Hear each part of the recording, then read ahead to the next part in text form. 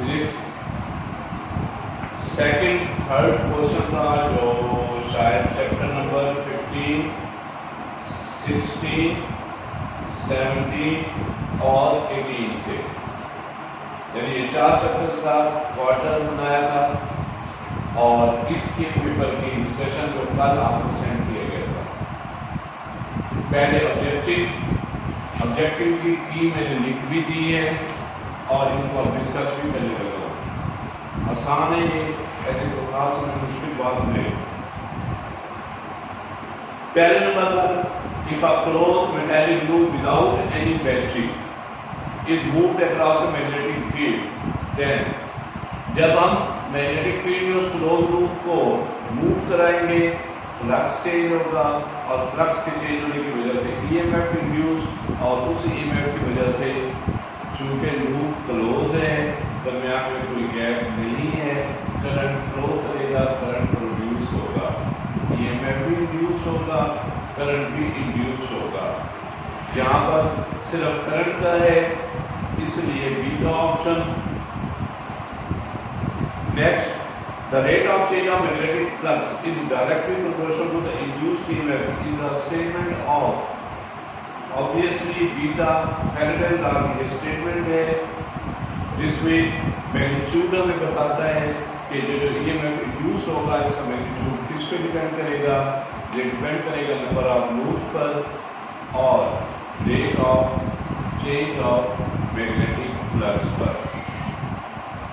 Next, question number 3, the inductor used in AC are called coil। coil को हम inductor जो use हो रहे होते हैं एसी में उनको हम coil का नाम देते हैं, ये option. Next, question number 4, the device which prevents the direction of the current from changing is called commutator। वो डिवाइस जो करंट की डायरेक्शन को चेंज होने में रोकते हैं वो कम्यूटेटर कहलाते हैं, जिनको हम स्लिप रिंग्स या हाफ रिंग्स भी बोलते हैं। बहरहाल A option. Next, question number 5, a 50 microfarad capacitor is connected to an alternating voltage of 12 volt and frequency 25 Hz. The reactance of the capacitor is, capacitor की रिएक्टेंस के लिए हमारे पास simple XC equation थी 1/2 pi FC। इसमें हम values put करेंगे जो given है, 2 पाई की जगह पर 3.14, 50 और फ्रीक्वेंसी की है 25 हर्ट्ज और कैपेसिटेंस है 50 माइक्रो। माइक्रो का मतलब हुआ -6 ऊपर जाकर प्लस हो जाएगा 10⁻⁶ और नीचे जाए इन सबको मल्टीप्लाई करना पड़ेगा, कैलकुलेटर यूज करना होगा।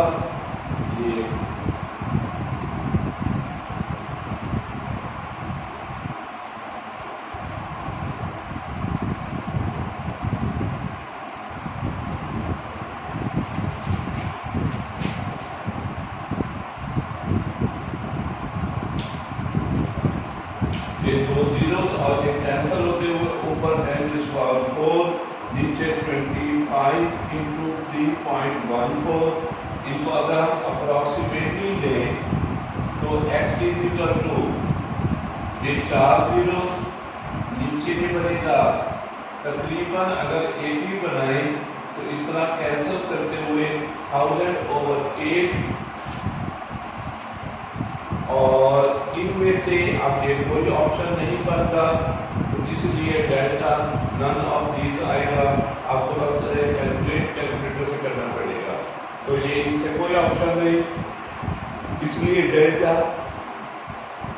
None of these. Next, question number 7, if omega is the angular frequency of rotation of the coil, then the output V of the AC generator at any instant is given by C Charlie option V0 sin of 2 pi ft। Next question number 8, the power factor in resistive AC circuit is. ये थोड़ा question exact नहीं है, accurate नहीं है। Power factor पूछा गया था। Power factor actually cos theta होता है। पावर फैक्टर होता है cos थीटा, इसको हम पावर फैक्टर बोलते हैं। और अगर रेजिस्टिव सर्किट हो, फॉर रेजिस्टिव सर्किट, तो फिर थीटा फेज डिफरेंस V और I के दरमियान 0 होता है और फिर पावर फैक्टर आ जाएगा cos 0 जो 1 के इक्वल होगा। तो इस तरह अगर प्योर रेजिस्टिव सर्किट है, पावर फैक्टर को 1 लिखना चाहिए और जनरली पावर फैक्टर को cos थीटा लिखना चाहिए। अब यहाँ पर इन ऑप्शन में ना 1 है ना cos थीटा है। तो अगर इस क्वेश्चन को थोड़ा सा हम इस तरह कर दें कि power dissipated in resistive AC circuit, factor की बजाय क्या लिखें? The power dissipated in pure या in resistive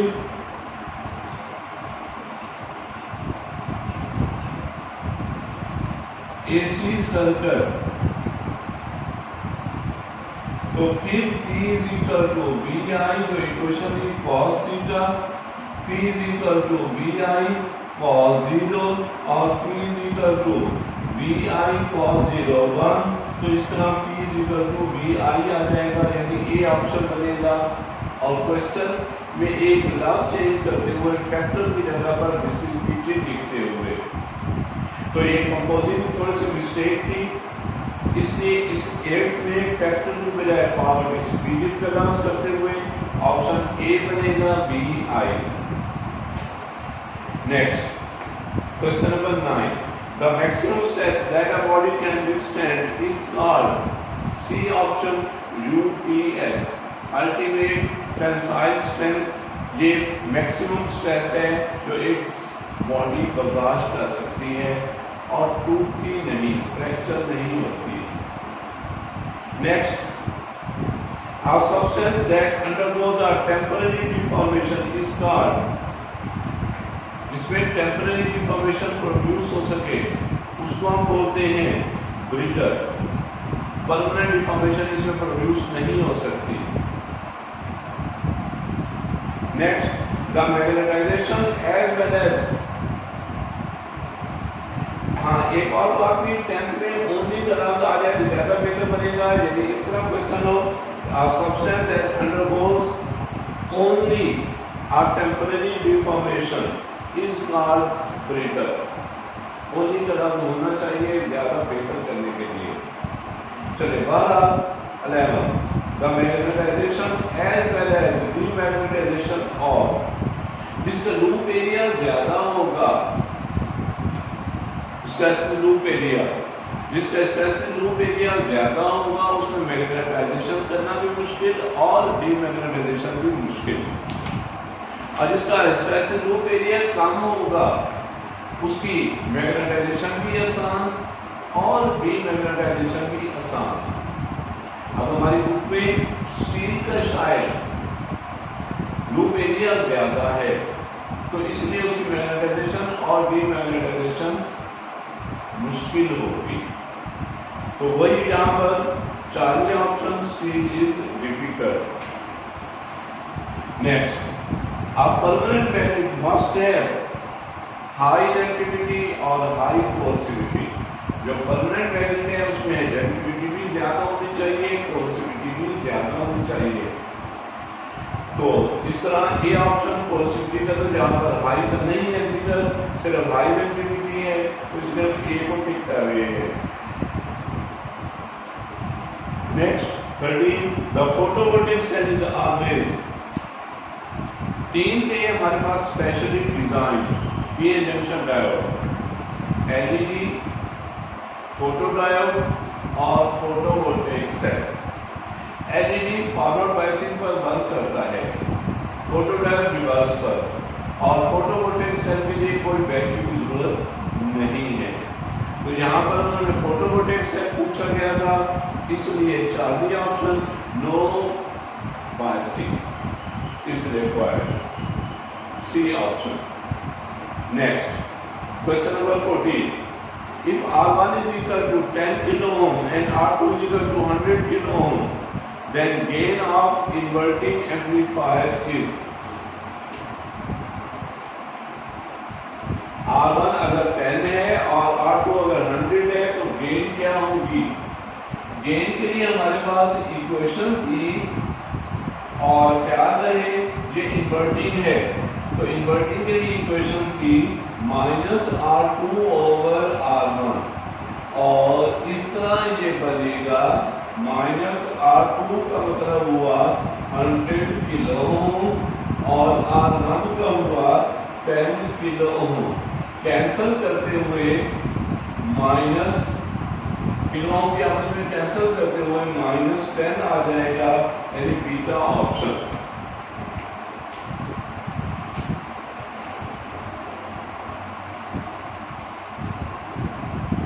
next question number 2, short question.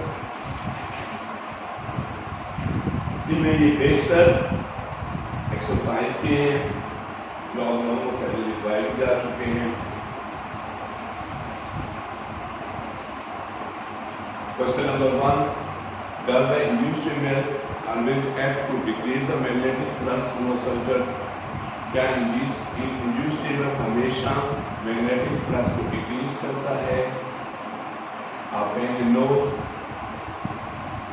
by Faraday's law, sorry, by Lenz's law, it opposes the induced EMF, या it opposes the cause producing it।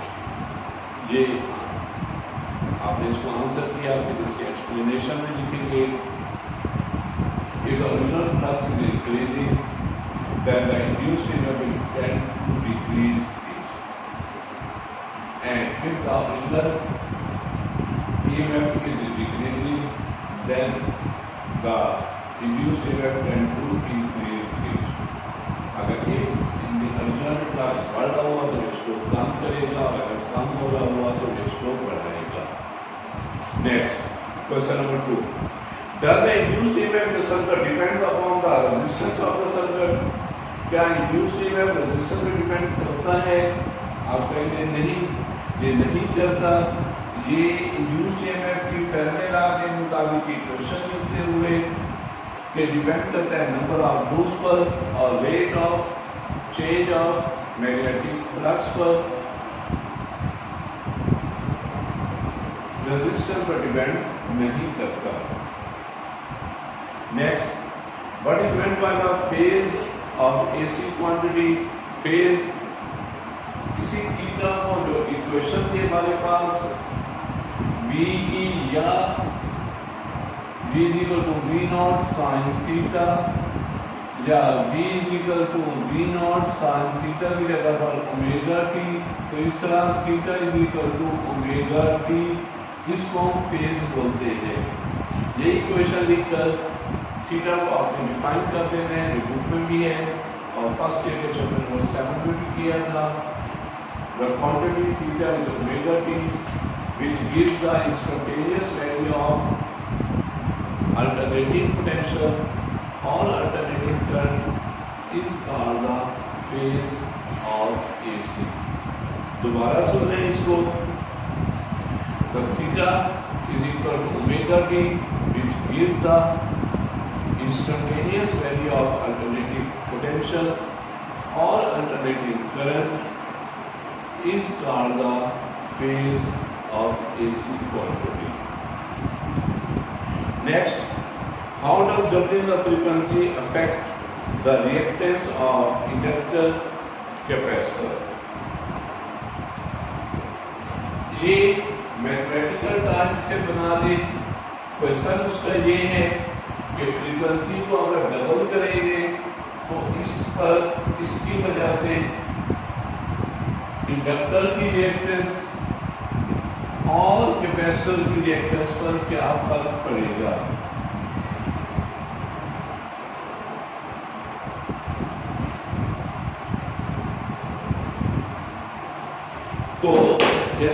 कहा कि mathematical इसको develop करते हुए पहले number पर inductor है, तो इंडक्टर की रिएक्टेंस के लिए XL इक्वेशन होती है 2 पाई FL। तो यहाँ से नजर आ रहा है कि frequency is doubled, if frequency is doubled यानी F dash is equal to 2F XL dash इसको लिख लें is equal to 2 pi F की जगह पर 2F इंटू L और इस तरह XL dash is equal to 2, ये वाला 2 बाहर ले जाएं, जो इक्वेशन में हो उसको आप मल्टीप्लाई द्वारा ना किया करें। अब ये जो ब्रैकेट वाली टर्म है ये ओरिजिनल है, तो इस तरह फ्रीक्वेंसी को डबल करने पर रिएक्टेंस की वैल्यू भी डबल हो गई है। क्या रहे इंडक्टर की रिएक्टेंस। इसी तरह बीच में कैपेसिटर के लिए Xc इज इक्वल टू हमारा इक्वेशन है 1/2 पाई FC। अब यहाँ पर नजर आ रहा है खास तौर पर कि इन्वर्सली है, तो अब जब यहाँ पर फ्रीक्वेंसी को डबल करेंगे तो Xc की वैल्यू हाफ हो जाएगी और ये लिखते हुए कि if F dash is equal to 2F then Xc dash is equal to 1/2 pi और 2F into C। Xc dash is equal to 1/2 pi FC और ये 2 अलग लिख लिया। अब ये वाली जो सारी टर्म है ये वाली ये ओरिजिनली Xc के इक्वल है, तो Xc dash is equal to 1/Xc into 2 sorry, तो इस तरह ये आ गया Xc/2। फिर ये वाली जो टर्म ब्रैकेट वाली थी Xc के इक्वल थी, तो इस तरह आपको नजर आ रहा है कि फ्रीक्वेंसी डबल करने पर कैपेसिटिव रिएक्टेंस हाफ हो गई है। Next, define ultimate tensile strength and fracture stress. Definition इनकी अल्टीमेट टेंसाइल स्ट्रेंथ की तो इसी पेपर में ऑब्जेक्टिव में आ चुकी है कि the maximum stress that a material can withstand is called the ultimate tensile strength. Fracture stress के लिए लिखेंगे आप the stress at which the material has been collapsed, which has broken, is called the fracture limit. दोबारा सुने, the stress at which a material can be broken or can be collapsed is called the fracture limit. Next, what is meant by the strain energy? How can it be determined from the force extension graph? strain energy का मतलब और कैसे determine करेंगे? यानी पहली definition देखिए, जब हम किसी भी ऑब्जेक्ट पर, किसी सॉलिड पर, किसी सब्सटेंस पर वर्क करते हैं, स्ट्रेस अप्लाई करते हैं, उसमें स्ट्रेन डिफॉर्मेशन प्रोड्यूस होती है, तो एक्चुअली हमारे वर्क की वजह से वो एनर्जी स्टोर करता चला जाता है। उसी एनर्जी को हम स्ट्रेन एनर्जी कहते हैं और उसी एनर्जी की वजह से वो अपनी एक्चुअल पोजीशन को रीगेन करता है। तो यही डेफिनेशन बनेगी, when work has been done on a substance to deform it, then that work is stored in the substance as its strain energy, and with the help of this strain energy the substance regain its original shape or volume. फिर कैसे हम इसको determine करेंगे? Force extension graph के अंदर जो area होगा वो हमें स्ट्रेन एनर्जी देगा। The area under the force extension graph will give the strain energy. Next, what is meant by Stern's laws? How is it used in the construction of a transformer? Hysteresis loss क्या है और transformer की construction में इसको कैसे।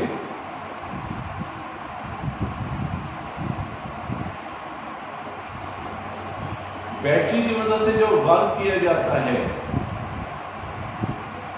किसी material को magnetise और डीमैग्नेटाइज और फिर मैग्नेटाइज और फिर डीमैग्नेटाइज करने के लिए इनमें जो एनाइलेशन की वजह से जो वर्क हो रहा होता है, उसी वर्क को हम नाम देते हैं हिस्टैरिसीस लॉस। और ट्रांसफार्मर की कंस्ट्रक्शन में हम उस मटेरियल को यूज करेंगे जिसका हिस्टैरिसीस लॉस यानी हिस्टैरिसीस लूप एरिया कम होगा, ताकि थोड़ी एनर्जी डिसिपेट हो। The energy used to magnetize a substance and then demagnetize and then magnetize in the opposite direction and then again demagnetize and finally then magnetize in the previously original direction with the help of some AC source. This energy used is called the hysteresis loss. For the construction of transformer, such a material will be used which has the minimum or less hysteresis loss, or whose hysteresis loop area should be minimum. That would be preferred. That material would be preferred for the construction of transformer. Next, question number 8.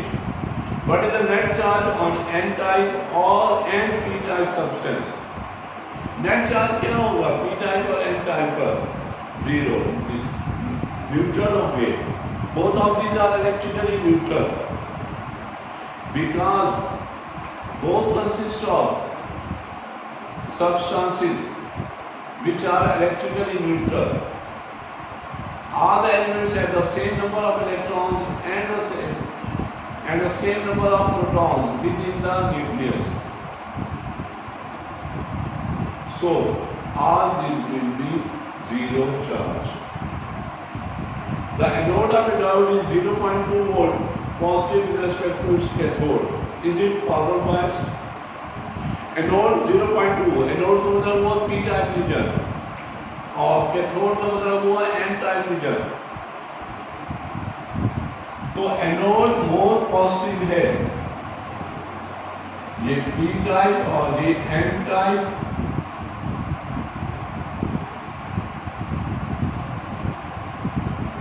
ये depletion region,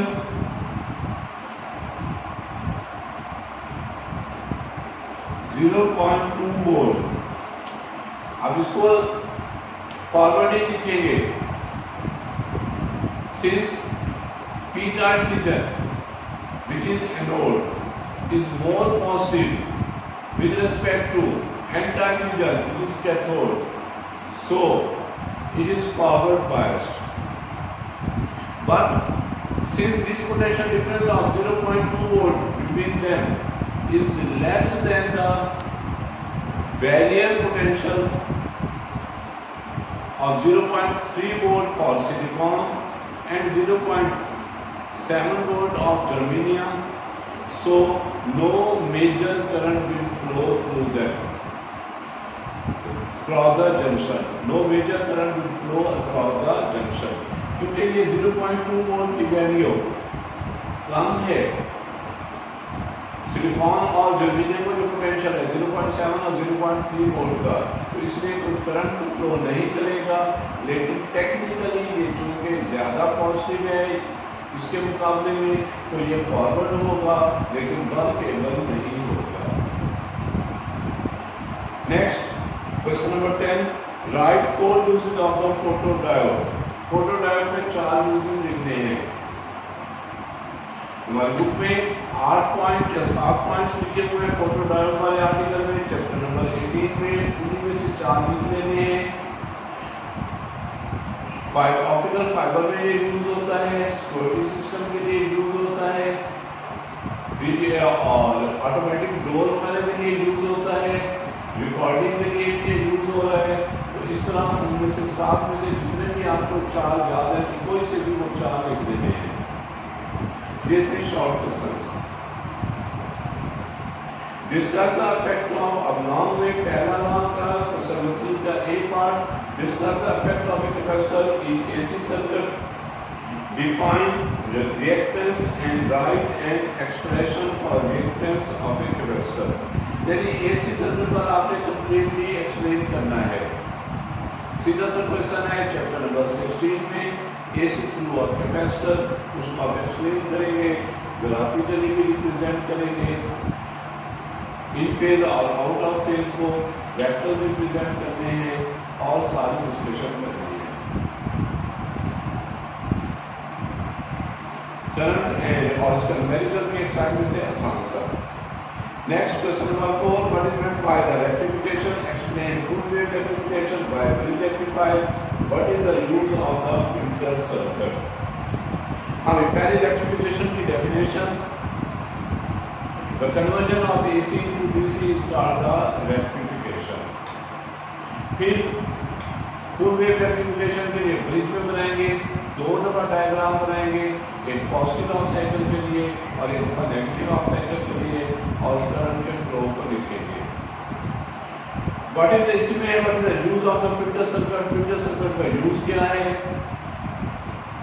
pulsating DC को pure DC में convert करने के लिए हम ये filter circuit use करते हैं। Filter circuit use to convert pulsating DC into pure DC। इसी में के साथ में या चैप्टर नंबर 17 का न्यूमेरिकल है, the length of steel bar is 1 meter and cross sectional area is, calculate the work done in stretching the wire when a force of 100 Newton is applied within the elastic medium, jump modulus की value दी हुई है। Work की equation है half, या strain energy की equation है half F1 into L1, L1 extension है जो नहीं दी हुई, इसके लिए हम जंप मॉडुलस की इक्वेशन यूज करेंगे, force per unit area divided by delta L over L। Delta L को आप वही F1 लिखते हुए यहाँ से फाइंड करके उसमें पुट करते हुए वर्क हमें मिल जाएगा। ये था आपका पेपर जो कल आपको सेंड किया गया था, उसकी डिस्कशन बाकी फिर इंशाअल्लाह। अल्लाह हाफ़िज़।